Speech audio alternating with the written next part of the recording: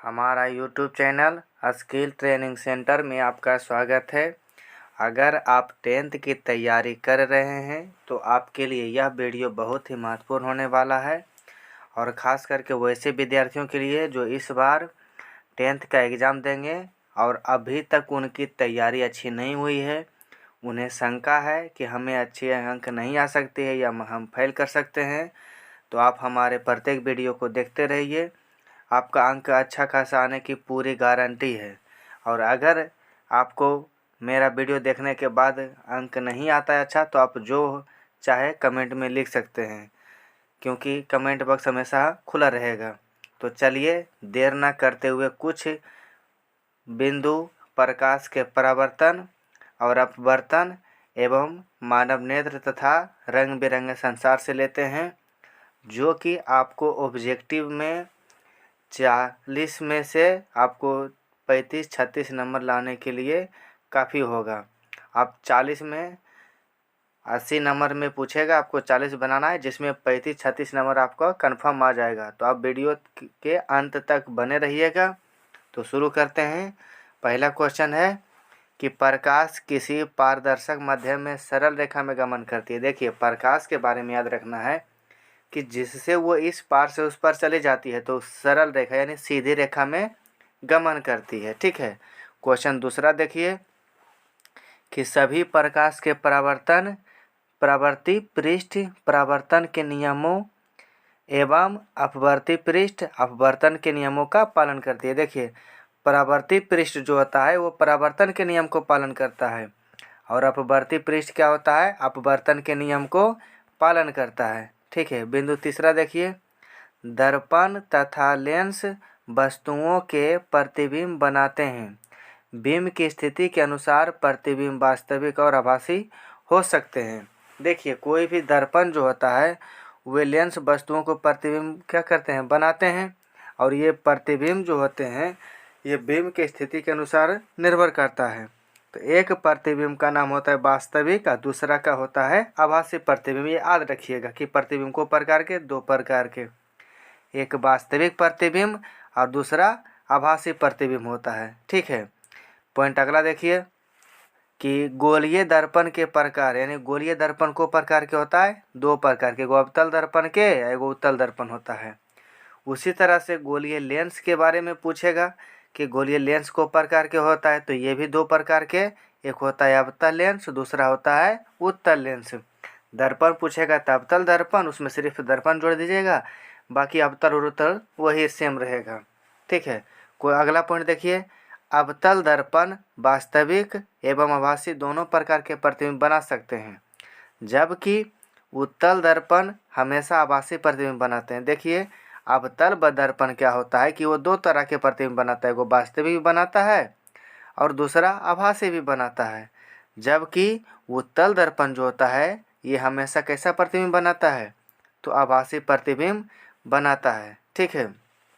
Point अगला देखिए, अवतल लेंस हमेशा आभासी प्रतिबिंब बनाते हैं, जबकि उत्तल लेंस वास्तविक और आभासी दोनों प्रकार के। देखिए, अवतल लेंस के बारे में बोलेगा, अगर लेंस रहेगा अवतल तो केवल आभासी प्रतिबिंब बनाएगा, लेकिन वही उत्तल लेंस रहेगा तो वो वास्तविक भी बनाएगा और आभासी दोनों प्रकार के प्रतिबिंब बनाएगा। 1/v प्लस 1/u बराबर 1/f होता है, जहाँ u जो है बिंब की दूरी होती है, v जो है प्रतिबिंब की दूरी होती है और f जो होता है दर्पण की फोकस दूरी होता है। इसे बिंब की दूरी को वस्तु की दूरी भी कहते हैं। प्रतिबिंब यानी जहाँ पर वो उधर परछाई बनता है उसकी दूरी। ठीक है। इसके अलावा क्या है, f बराबर फोकस दूरी। अगर लेंस सूत्र कहेगा तो सेम वैसे हो जाएगा, लेकिन यहाँ पर ध्यान रखिएगा सिर्फ माइनस होगा, किसमें, लेंस सूत्र में। ठीक है। दर्पण सूत्र में प्लस होता है, लेंस सूत्र में माइनस होता है। क्वेश्चन पॉइंट अगला देखिए कि नई कार्तीय चिन्ह परिपाटी के अनुसार u जो होता है बिंब दूरी हमेशा ऋणात्मक लिया जाता है। बिंब की दूरी कैसा लेना है, हमेशा ऋणात्मक लेना है। ठीक है। अगला है नई कार्तीय चिन्ह परिपाटी के अनुसार अवतल दर्पण एवं अवतल लेंस की फोकस दूरी ऋणात्मक होती है।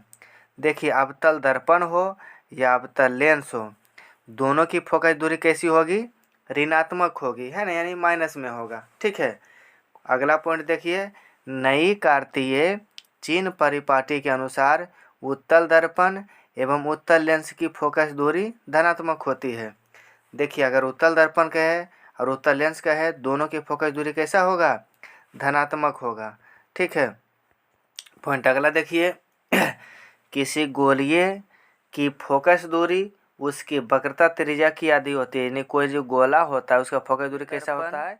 या लेंस द्वारा उत्पन्न आवर्धन प्रतिबिंब की ऊंचाई तथा वस्तु की ऊंचाई का अनुपात होता है। आवर्धन पूछेगा तो क्या बोलेंगे कि प्रतिबिंब की ऊंचाई और वस्तु की ऊंचाई, यानी प्रतिबिंब हमेशा ऊंचा रहे ऊपर रहेगा और वस्तु नीचे रहेगा तो वो आवर्धन निकलेगा।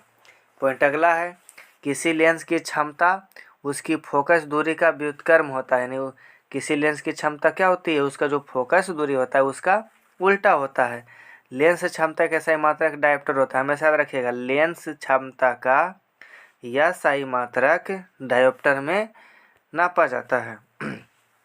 पॉइंट अगला देखिए, किसी पारदर्शी माध्यम का अपवर्तनांक प्रकाश की निर्वात में चाल तथा प्रकाश के मध्य में चाल का अनुपात होता है, यानी किसी पारदर्शी माध्यम का अपवर्तनांक जो होता है प्रकाश की निर्वात में चाल और वही प्रकाश के उस मध्यम में चाल के अनुपात के बराबर होता है। ठीक है, तो आप हमारे चैनल को अभी तक अगर सब्सक्राइब नहीं किए तो ज़रूर कर लें, क्योंकि आपके लिए इस पर जो है बहुत अच्छे अच्छे वीडियो डाला जाएगा, जो इससे कि आपका तैयारी बहुत अच्छी हो जाएगी। तो आगे शुरू कर देखते हैं, किसी पारदर्शी माध्यम का वर्तनांक प्रकाश की निर्वात में चाल तथा प्रकाश की मध्य में चाल का अनुपात होता है। ये देख लिए थे। अगला देखिए, निर्वात में प्रकाश की अधिकतम चाल 3 गुने 10⁻8 मीटर प्रति सेकेंड होती है ना, निर्वात में प्रकाश की चाल होती है। अगला है, सघन माध्यम से विरल माध्यम में तिरछी गमन करने वाली कोई प्रकाश किरण अभिलंब से परे झुक जाती है, जबकि विरल माध्यम से सघन माध्यम में तिरछे गमन करने वाली कोई प्रकाश की किरण अभिलंब की ओर मुड़ती है।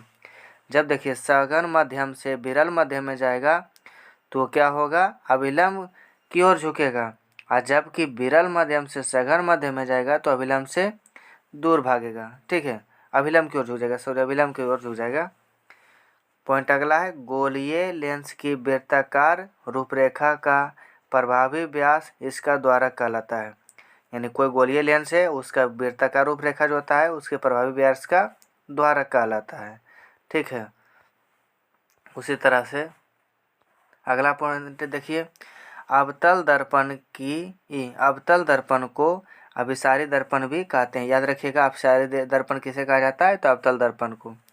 उत्तल दर्पण को अपसारी दर्पण कहते हैं, अवतल दर्पण रहे तो अभिसारी और उत्तल रहे तो अपसारी। उसी तरह से अवतल लेंस रहे तो अपसारी और उत्तल लेंस रहे तो अभिसारी का। पहला पॉइंट है, नेत्र गोलक के अग्र पृष्ठ पर एक पारदर्शी पतली झिल्ली जिसे होकर प्रकाश नेत्र में प्रवेश करती है उसे पारदर्शी झिल्ली को कॉर्निया कहते हैं, यानी जिस पारदर्शी झिल्ली से होकर के कोई प्रकाश हमारे आँख तक जाती है उसे कॉर्निया कहते हैं। पॉइंट अगला देखिए, नेत्र में प्रवेश करने वाली प्रकाश किरणों का अधिकांश आवर्तन कॉर्निया के बाहरी पृष्ठ पर होती है, यानी कॉर्निया के बाहरी पृष्ठ पर नेत्र में प्रवेश करने वाले प्रकाशों का अधिकांश आवर्तन होता है। ठीक है, पॉइंट अगला देखिए, कॉर्निया के पीछे एक गहरा पेशीय डायफ्राम होता है जिसे परितरिका कहते हैं, जो पुतली के साइज को नियंत्रित करती है, यानी कॉर्निया के पीछे डायफ्राम पाया जाता है जो कि पुतली के साइज को क्या करता है? नियंत्रित करता है, ना तो ज़्यादा बढ़ने देता है ना तो घटने देता है। पॉइंट अगला देखिए, नेत्र गोला का व्यास लगभग 2.3 सेंटीमीटर होता है। ठीक है, नेत्र गोला का व्यास कितना होता है? तो 2.3 सेंटीमीटर होता है। ठीक है, पॉइंट अगला देखिए, रेटिना एक कोमल सूक्ष्म झिल्ली होती है जिसमें बेहद संख्या में प्रकाश सुग्राहित कोशिकाएं होती है जो प्रकाश ऊर्जा को विद्युत ऊर्जा में परिवर्तित करते हैं। रेटिना में क्या होता है? कोमल सूक्ष्म झिल्ली होती है जो प्रकाश ऊर्जा को विद्युत ऊर्जा में बदल देती है। अगला देखिए, रेटिना पर किसी वस्तु का उल्टा तथा वास्तविक प्रतिबिंब बनता है, यानी रेटिना पर कैसा प्रतिबिंब बनता है, कोई भी वस्तु का जो प्रतिबिंब होता है वो उल्टा बनेगा और वास्तविक बनता है, मतलब जैसा वस्तु तो उसी के जैसा बनता है, ना कि किसी दूसरे के जैसा। पॉइंट अगला देखिए, मानव नेत्र के लिए स्पष्ट दृष्टि कितना होना चाहिए, 25 सेंटीमीटर। यानी समान व्यक्ति के लिए जो समान दृष्टि है वो 25 सेंटीमीटर होना चाहिए मानव के लिए। अभिनेत्र लेंस को वह क्षमता जिसके कारण वह अपनी फोकस दूरी को समायोजित कर लेती है उसे समंजस क्षमता कहते हैं। यानी जिसके कारण फोकस दूरी को समंजन किया जाता है, उसे समायोजित किया जाता है, उसे समंजन क्षमता कहते हैं। पॉइंट अगला देखिए, प्रिज्म श्वेत प्रकाश को 7 रंगों में विभाजित करती है। यानी प्रिज्म क्या होता है, कोई उसके अंदर अगर सादा प्रकाश गया तो दूसरे तरफ से 7 तरह के रंग निकलते हैं। ठीक है, श्वेत प्रकाश का 7 रंगों में विभक्त होने की घटना को प्रकाश का वर्ण विक्षेपण कहते हैं। यानी जब श्वेत प्रकाश 7 रंगों में बढ़ जाती है तो किसके कारण बढ़ती है, वर्ण विक्षेपण के कारण। वर्ण विक्षेपण की घटना घटती है जिसके कारण श्वेत रंग 7 रंगों में बढ़ जाती है। ठीक है, पॉइंट अगला देखिए, 7 रंगों के बैंड को वर्णपट या स्पेक्ट्रम कहते हैं। यानी 7 रंग का जो बैंड होता है उसे क्या कहा जाता है, वर्णपट या स्पेक्ट्रम। अगला पॉइंट है, प्रकाश के लाल रंग का तरंगदैर्घ्य अधिकतम होता है और आवृत्ति न्यूनतम होता है।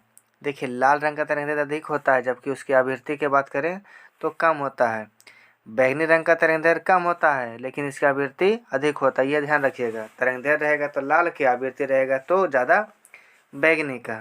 ठीक है, पॉइंट अगला देखिए, प्रिज्म से निर्गत होने वाली प्रकाश का लाल किरण का विचलन न्यूनतम और बैंगनी किरण का विचलन अधिकतम होता है।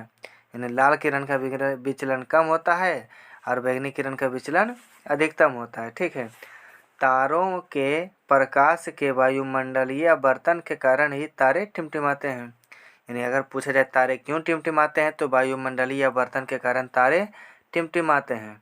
ठीक है, पॉइंट अगला देखिए, सूर्योदय तथा सूर्यास्त के समय सूर्य का रक्ताभ दिखाई देना पृथ्वी के वायुमंडल में प्रकाश का प्रकीर्णन। यानी जब सूर्योदय होता है या सूर्यास्त होता है तो उसमें रक्ताभ यानी लाल दिखाई देता है, किसके कारण, तो प्रकाश का प्रकीर्णन के कारण। प्रकाश का जब प्रकीर्णन होती है इस कारण से वो लाल दिखाई देता है। ठीक है, पॉइंट अगला देखिए,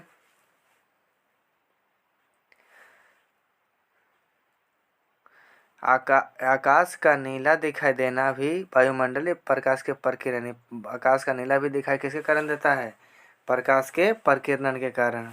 पॉइंट अगला देखिए, दृष्टि के समान आवर्तन दोष, निकट दृष्टि दोष, दीर्घ दृष्टि दोष तथा जरा दृष्टि दोष।